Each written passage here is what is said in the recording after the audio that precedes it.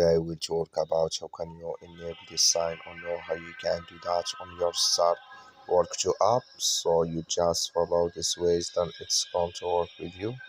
All you have to do, you just click on clicking this sign down here. When you just click on it here, then it's going to show for you this like this here.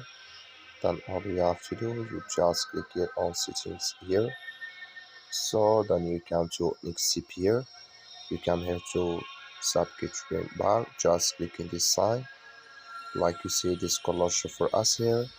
That's main spectrum bar is enabled with us now. So that's all you have to do, that's all. So just follow this ways, then it's going to enable with you here.